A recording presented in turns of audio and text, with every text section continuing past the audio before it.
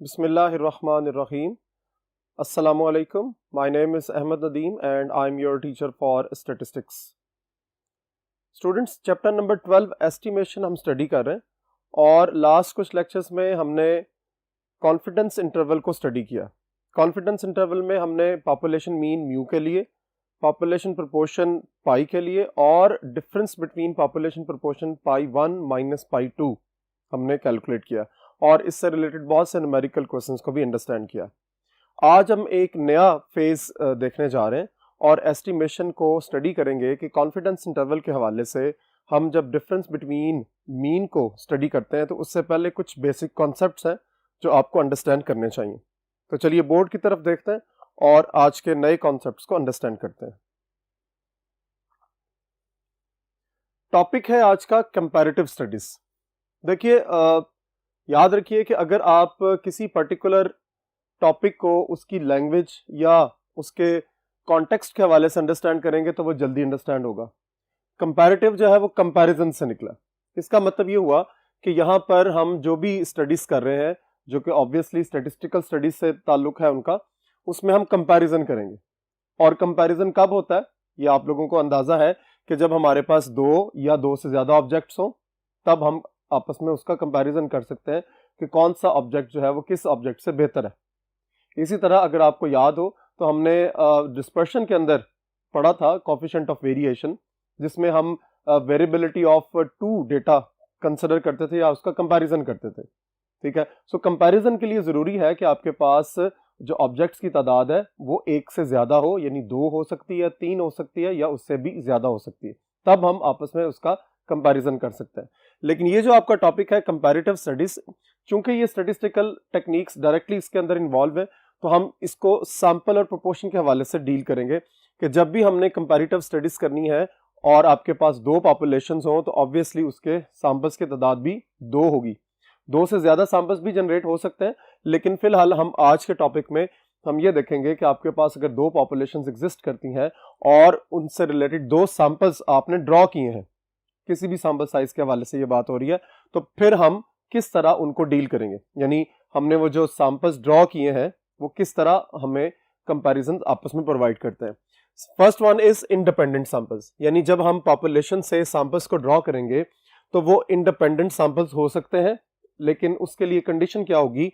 उसके लिए कंडीशन ये है कि if the selection of objects from one population is unrelated, this is the keyword जो आपको याद रखना है। यानी एक पॉपुलेशन से जो ऑब्जेक्ट्स आपने ड्रॉ किए हैं वो अनरिलेटेड हो, उनका आपस में कोई रिलेशनशिप ना हो, कोई ताल्लुक ना हो to the selection of the objects from other population.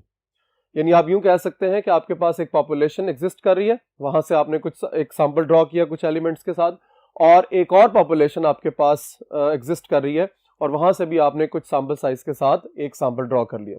सो दो पॉपुलेशंस हैं, दो सैंपल्स ड्रॉ किए।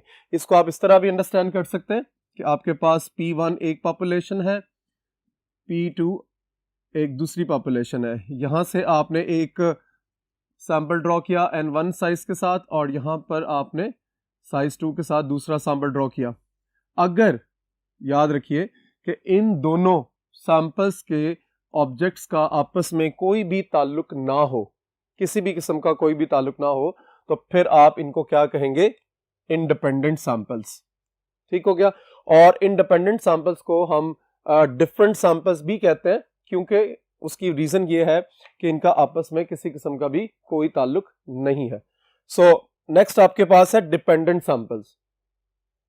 वर्डिंग से भी जाहिर है कि if each object selected from one population an object is chosen from other population to form, यानी एक पर्टिकुलर पॉपुलेशन से, ये देखिए एक पर्टिकुलर पॉपुलेशन से जो ऑब्जेक्ट्स को सेलेक्ट किया गया है और वो क्या करें कि एक पेयर बना दें किसी दूसरी पॉपुलेशन के साथ ऑफ सिमिलर ऑब्जेक्ट्स। यानी आप यूं कह सकते हैं कि इसी डेफिनेशन को, इसी कॉन्सेप्ट को माइंड के अंदर रखते हुए आप डिपेंडेंट सैंपल्स को भी अंडरस्टैंड कर सकते हैं। यानी अब मैं ये कहना चाह रहा हूं कि अगर यहां पर मैं रिलेशन लिख दूं कि from one population is related to the selection of objects of other population, so फिर वो क्या कहलाएंगे, डिपेंडेंट सैंपल्स।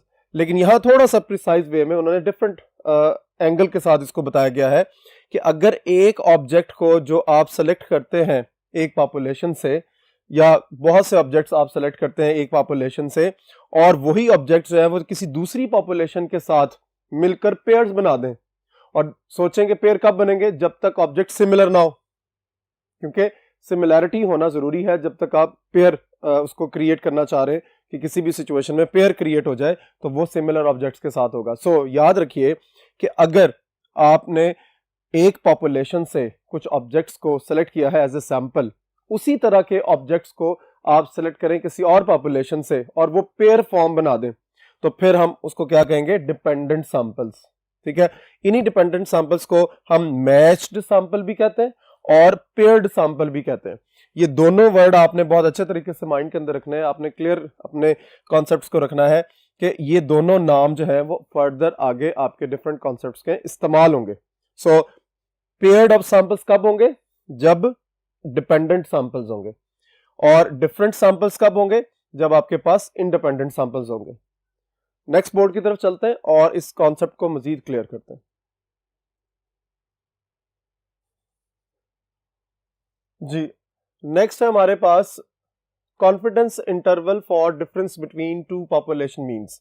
देखिए, इस टॉपिक को अंडरस्टैंड करने से पहले जो लास्ट बोर्ड पर हमने सैंपल्स के हवाले से स्टडी किया है कि कंपैरिजन हम किस अंदाज में कर सकते हैं, या वो डिपेंडेंट सैंपल्स होंगे या वो इंडिपेंडेंट सैंपल्स होंगे।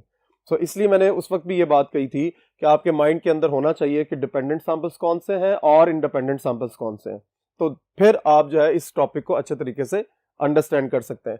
सो देखिए, स्टार्ट ही हमारा कहां से हो रहा है कि if x1 bar and x2 bar are the means of independent samples, यानी वो जो डिफरेंट सैंपल्स हैं, एक पॉपुलेशन से आपने एक सैंपल लिया है, दूसरी पॉपुलेशन से आपने एक सैंपल लिया है, और दोनों के ऑब्जेक्ट्स का आपस में कोई ताल्लुक नहीं है, दे आर अनरिलेटेड। ठीक है, सो ऐसी सिचुएशन में आपने जब दोनों सैंपल्स में से मीन कैलकुलेट किया है उसको x1 बार कहेंगे, दूसरे सैंपल में से जो मीन कैलकुलेट किया है उसको x2 बार कहेंगे, और उनके साइजेस जो हैं, number of elements from sample 1 n1 और number of elements from sample 2 is n2 respectively. ठीक है, taken from two normal populations. So conditions को फॉलो करना है, माइंड के अंदर रखना है कि एक तो इंडिपेंडेंट सैंपल्स हैं, ठीक है, दूसरी बात यह है कि आपके पास पॉपुलेशन जो है वो नॉर्मल्स हैं, दोनों ही पॉपुलेशंस जो नॉर्मल होंगी हैविंग मीन μ1, यानी फर्स्ट पॉपुलेशन का मीन μ1 है, सेकंड पॉपुलेशन का मीन μ2 है, with variances sigma 1 square and sigma 2 square respectively. यानी ये सिचुएशन आपके पास मौजूद है। ठीक है, आपने ये माइंड के अंदर रखना है कि पॉपुलेशन 1 और पॉपुलेशन 2 के कौन कौन सी नोटेशंस आपके पास है, यानी उसका सैंपल जो ड्रॉ किया है उसका sample size 1 n1, mean x1 बार और वेरिएंस सिग्मा 1 स्क्वायर। ये कंडीशन किसके लिए है, पॉपुलेशन 1 के लिए, और जब पॉपुलेशन 2 से आप निकालते हो sample size n2, mean x बार 2 और variance sigma 2 square. So this is the condition for population 2। यानी इस सिचुएशन के अंदर फिर हम क्या कहते हैं, then x1 bar is normally distributed with mean μ1 and variance sigma 1 square over n।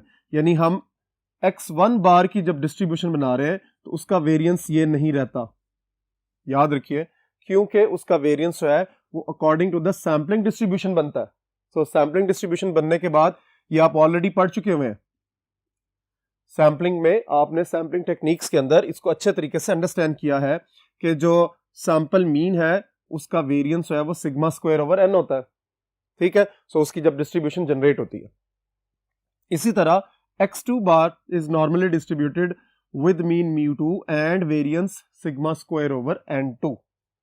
ठीक हो गया, ये कंडीशन है। तो फिर अगली जो 4 मोस्ट इंपॉर्टेंट कंडीशन है, that is x1 bar is independent of x2 बार। यानी यहां से हमने इसको क्लियर किया था, चूंकि सैंपल्स जो है वो इंडिपेंडेंट है तो उनके मीन्स भी क्या होंगे, इंडिपेंडेंट हो जाएंगे। देन कॉन्फिडेंस इंटरवल्स आर, अब हमने इन पूरी कंडीशन को फॉलो करते हुए, माइंड के अंदर रखते हुए कि अगर आपके पास ये सारी कंडीशंस हैं, पॉपुलेशन 1 के लिए ये कंडीशंस हैं, या आपके पास गिवन इंफॉर्मेशन है, या पॉपुलेशन 2 के लिए गिवन इंफॉर्मेशन इस अंदाज में एग्जिस्ट कर रही है, तो फिर क्या होगा, हमने फर्स्ट जो है वो पैरामीटर्स के हवाले से जो इंपॉर्टेंट अजम्पशंस लिखी हैं कि अगर, देखिए बेसिक टॉपिक आपका क्या है कि you are required to find the confidence interval for μ1 minus μ2, ठीक है। सो उसके लिए फर्स्ट जो हमारे पास यूं कह लीजिए कि पार्ट है, ये फर्स्ट इंपॉर्टेंट हमारे पास जो अजम्पशंस के बाद हम कॉन्फिडेंस इंटरवल लिखेंगे कि अगर पॉपुलेशन नॉर्मल है, पॉपुलेशन वेरिएंसेस नोन है, ठीक है। वेरिएंसेस नोन होने का मतलब ये है कि आपके पास sigma 1 square and sigma 2 square ये दोनों आपके पास अवेलेबल है, ये गिवन है।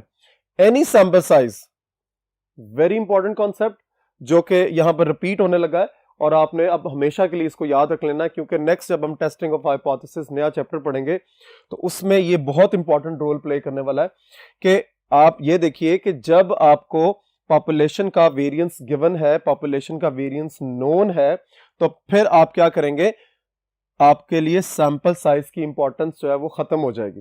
पॉपुलेशन साइज कोई भी हो, चाहे वो लेस देन 30 हो, इक्वल टू 30 हो या ग्रेटर देन 30 हो, तो आपके लिए इस सैंपल साइज की किसी किस्म की कोई इंपॉर्टेंस नहीं रहती, क्योंकि आपके पास वेरिएंसेस जो है वो दोनों पॉपुलेशन के नोन है।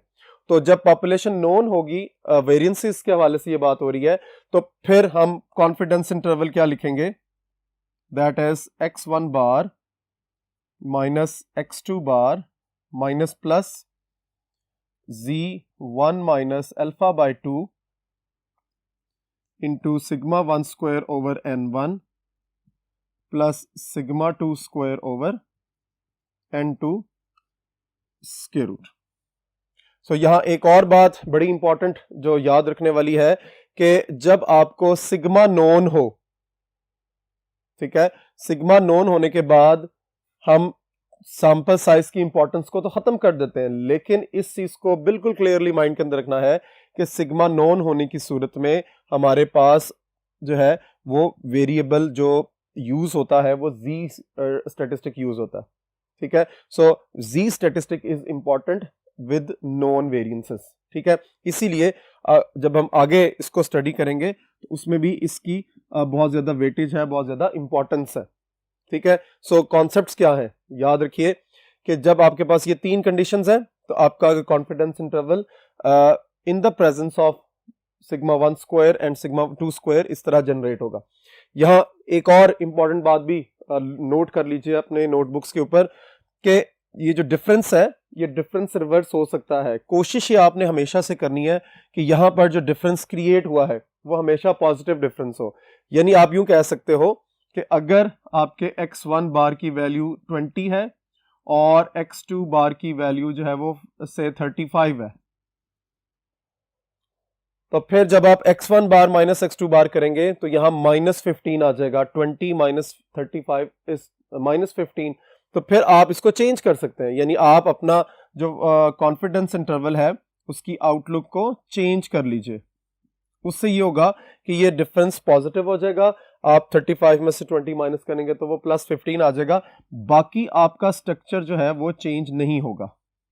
यानी आगे अगर आप चाहें तो सिग्मा 1 की जगह सिग्मा 2 कर सकते हैं, लेकिन चूंकि वो प्लस की फॉर्म के अंदर है और स्क्वायर की फॉर्म के अंदर है तो आप इसको इसकी जगह लिख दें, इसको इसकी जगह पे लिख दें, तो किसी किस्म का कोई भी फर्क जनरेट नहीं होता और वो इस अंदाज में बन सकता है।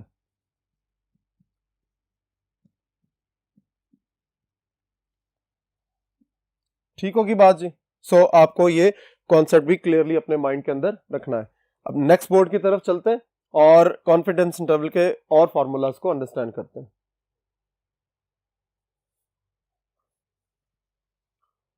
जी, नेक्स्ट हमारे पास जो कंडीशंस हैं वो नॉर्मल पॉपुलेशंस, एक बात पॉपुलेशन वेरिएंसेस अननोन। देखिए पहले आपके पास पॉपुलेशन वेरिएंसेस नोन थे, अब पॉपुलेशन वेरिएंसेस जो है वो अननोन हो गए। तो देखिए जब पॉपुलेशन वेरिएंसेस अननोन हो जाए तो फिर सैंपल साइज की इंपॉर्टेंस जो है वो बहुत ज्यादा बढ़ जाती है। देखिए यहां पर कंडीशन लिखी गई है कि सैंपल साइज लार्ज, ठीक है। सो सैंपल साइज लार्ज होगा, पॉपुलेशन वेरिएंसेस जो है वो अननोन होंगे, तो फिर आपका जो कॉन्फिडेंस इंटरवल है वो क्या बनेगा, वो भी गौर से देखिए, x1 bar minus x2 bar minus plus z1 minus alpha by 2 into square root of s1 square over n1 plus s2 square over n2। So देखिए डिफरेंस जरा गौर से देखिए कि डिफरेंस कहाँ क्रिएट हुआ है। डिफरेंस जो है वो सिर्फ वेरिएंसेस की जगह पर हुआ है, ये भी वेरिएंस है, ये भी वेरिएंस है, ठीक है। अब आपने ये भी क्लियरली माइंड के अंदर रखना है कि हमारे पास चूंकि वेरिएंसेस अननोन है, तो माइंड में ये क्वेश्चन आना चाहिए कि हमें क्या करना है, क्या हम एस स्क्वायर यूज करें या हम एस हैट स्क्वायर यूज करें। और आपको पता है कि इन दोनों के फॉर्मूलास में किस किस्म का डिफरेंस है। सो चूज करना है, क्या आपको एस स्क्वायर यूज करना है या एस हैट स्क्वायर, क्योंकि आपके पास जो वेरिएंसेस हैं वो अननोन है। सो याद रखिए, अब कंडीशंस जो हैं वो बढ़ती चली जा रही हैं। आपको छोटे छोटे स्टेप्स को माइंड के अंदर रखते हुए कॉन्सेप्ट्स को याद भी रखना है कि किस कंडीशन में हमें किस तरह फॉर्मूले को जनरेट करना है। सो पॉपुलेशन वेरिएंसेस अननोन हो और सैंपल साइज लार्ज हो, तो फिर z स्टेटिस्टिक के साथ, z वेरिएबल के साथ आप s1 स्क्वायर और s2 स्क्वायर को यूज करते हैं। बी केयरफुल कि किस अंदाज में आप अपने फॉर्मूले को याद रख रहे हैं कंडीशंस के साथ। यानी आप यूं समझ लीजिए कि s हैट इस कंडीशन के अंदर यूज नहीं होगा, उसके लिए हमारे पास कंडीशन और अवेलेबल है। सो यहां पर आपने इस अंदाज में इसको क्लियर कर लें।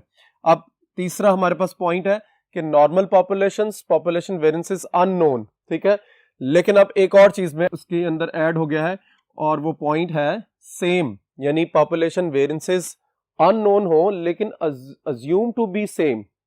यानी आप ये कह सकते हो कि sigma 1 square is equals to sigma 2 square.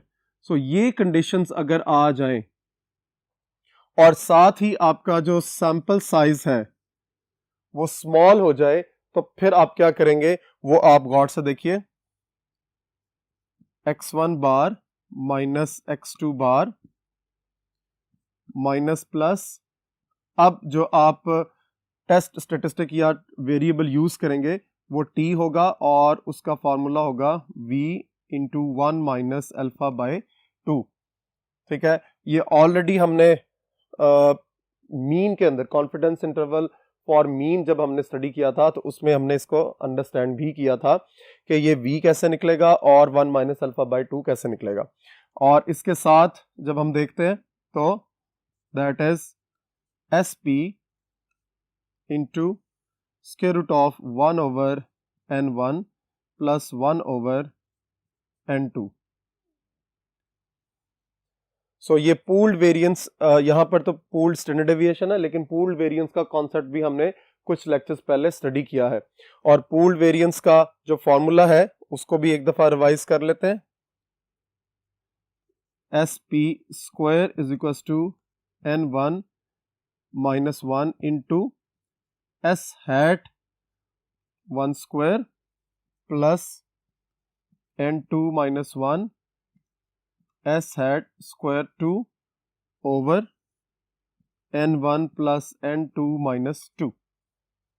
सो इस फॉर्मूले के तहत आप पूल्ड वेरिएंस कैलकुलेट करेंगे, उसका स्टैंडर्ड डेविएशन कैलकुलेट करने के बाद आप अपने इस फॉर्मूले के अंदर इसको पुट अप कर देंगे। So this is the pooled standard deviation, ठीक है, और उसका फॉर्मूला ये लिखा हुआ है, ठीक है। अब अगर थोड़ा सा और रिवाइज कर ले तो एस हैट का जो फॉर्मूला है, S hat square is equal to sigma X minus X bar square over n minus 1, और इसका जो शॉर्टकट फॉर्मूला है वो भी हमने स्टडी किया हुआ है, that is 1 over n minus 1 sigma X square minus sigma X whole square over n। ठीक हो गया जी।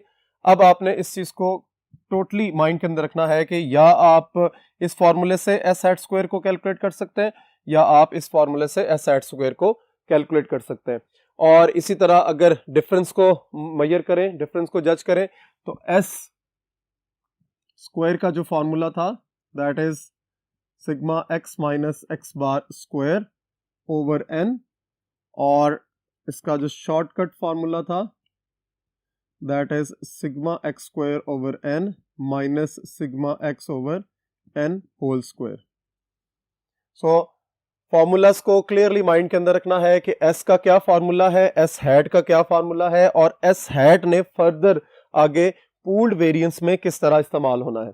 सो इसके भी आगे और हमारे पास एग्जिस्टेंस मौजूद है, वो अकॉर्डिंग टू द सिचुएशन हम उसको डिस्कस कर लेंगे बाद में। क्योंकि अगर आप यहां से देखें, जरा गौर से देखें कि अगर ये सारी की सारी कंडीशंस आपकी न्यूमेरिकल क्वेश्चन में इस्तेमाल होनी है, इसलिए इस लेक्चर की जो आउटलुक्स हैं फॉर्मूले के हवाले से मैं ये बात कर रहा हूँ, उसको बहुत अच्छे तरीके से आपने ऑब्जर्व करना है और याद भी करना है, ताकि आपको जब न्यूमेरिकल क्वेश्चन हम सॉल्व करें तो आपको ये अंदाजा हो जाए कि हमने किस तरह इन क्वेश्चंस के आउटलुक्स को चेंज किया है।